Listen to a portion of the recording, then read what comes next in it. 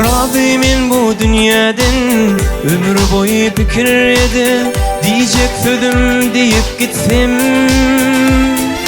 vatan doğdun dolu haklar, derin doğdun yiyip gitsem. Razıyım bu dünyadan, düşen vakti ocar bolup, dostum için koyup gitsem. Nun gödeli kovgarıp, bir gödeli söyüp gitsem. Razıyım bu dünyadan, razıyım bu dünyadan, düşen vakti ocar bolup, dostum için koyup gitsem. Razıyım bu dünyadan, razıyım bu dünyadan, nun gödeli kovgarıp, bir gödeli söyüp gitsem.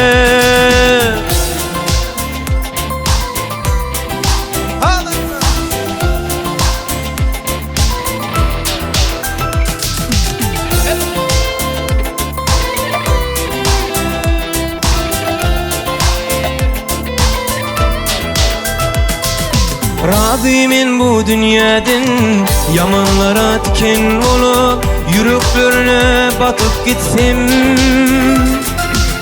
Yılgın olup, yağışların toylarını tutup gitsem. Razıyım bu dünyadan, acılı bilen dikleşem de, ağlap elle gülüp gitsem.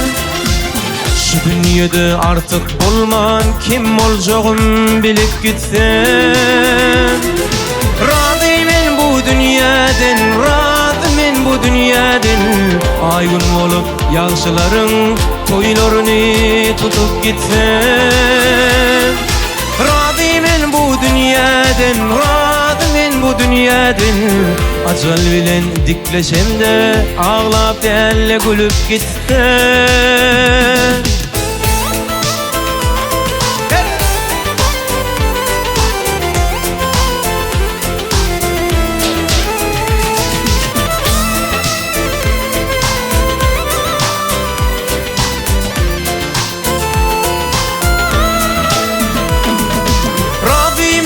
Dünyadan, razıyım bu dünyadan, gödeli kovgarıp, bir gödeli söyüp gitsem. Razıyım bu dünyadan, razıyım bu dünyadan, düşen vakti ocar bolup, dostum için koyup gitsem. Razıyım